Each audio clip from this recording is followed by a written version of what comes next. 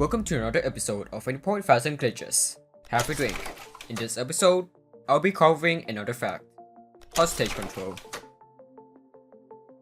You may not take hostages often, and you probably don't keep them long either. However, knowing how they actually work can be crucial in situations like daily challenges or Iron Man. It can even save you time bagging or risking your operations in open areas.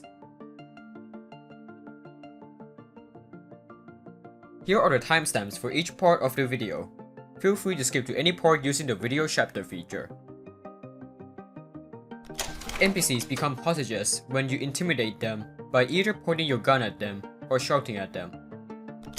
NPCs who are unarmed can be hostage by both ways, while armed ones can only be hostage by aiming. Some armed NPCs can't be hostage too, meaning they will try to take you down. Hostages can be detected by both NPCs and cameras. One important feature people didn't know is that hostages don't immediately become detectable once they put their hands up. Instead, they become detectable once a specific cooldown is finished. The cooldown is the time it takes for an NPC to start running away. Even if they are hostage, the cooldown is still active for detectable status. This is a really important feature to remember because bodies get detected immediately, unlike hostages. Making them bodies instead of hostages in the wrong place can create problems. Another important unpopular feature is that only the center of their head and upper torso are detectable. This also applies to when they are a body. So as long as you got both of them hidden, you don't have to waste your time bagging them, and continue as if nothing happened.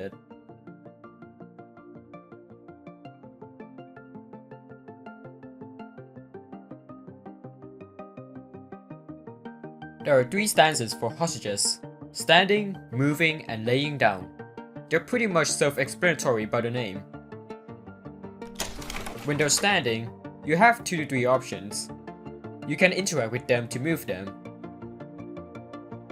shout at them to make them lay down,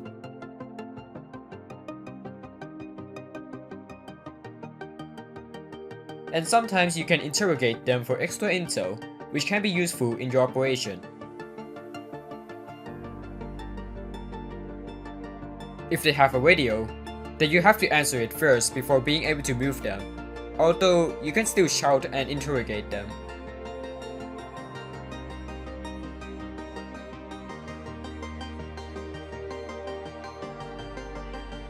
When they're moving, they will follow the player who interacted with them. They don't have pathfinding, so they can walk into obstacles most of the time. They can still climb ladders despite them not using their hands. If the player interacts with them again, they will lay down.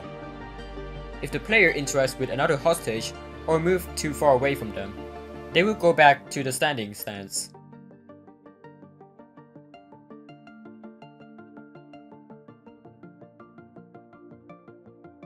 This can be useful for doing an infinite shoutler strategy.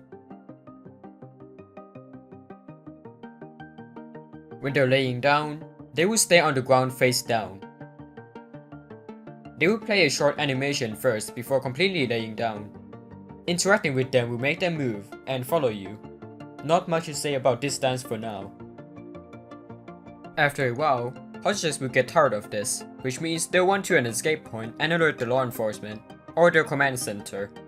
Note that hostages don't have keycards, and they also lose their ship door privileges, so they may have pathfinding errors, which can be useful in challenges. There's a timer for when they'll start running. The timer length depends on the mission and stance. Some missions may take forever, while some take like a second. The length is usually shorter when they are standing, and longer if they're laying down. The timer starts counting down when no players are nearby nor visible. The timer stops and resets when a player becomes visible and nearby. The range required for the nearby player is around 40 studs. There's also another reason that makes hostages start escaping. It's their survival instinct. If a hostage is killed near them, it adds to the hidden amount. Doesn't count non-hostage NPCs. Once the amount reaches a certain value, the NPC will want to an escape point. Doesn't matter if the player is in the way or not.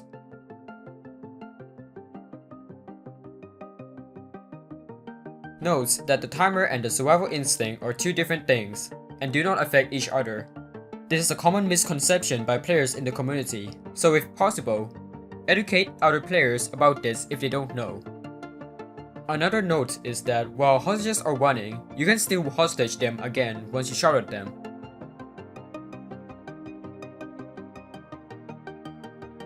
However, this doesn't work if you trigger their survival instincts.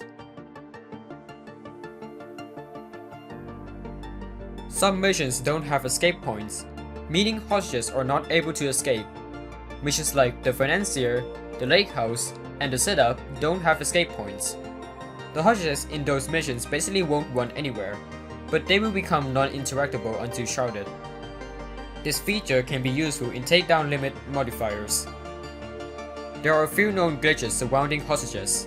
One useful one is where you shout at running NPCs, turning them into hostages. This makes the NPCs move and follow you while having the running speed.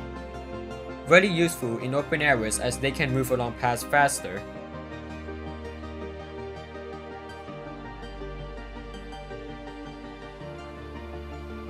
One bad glitch is where the first laying down hostage will stand for a few seconds before laying down.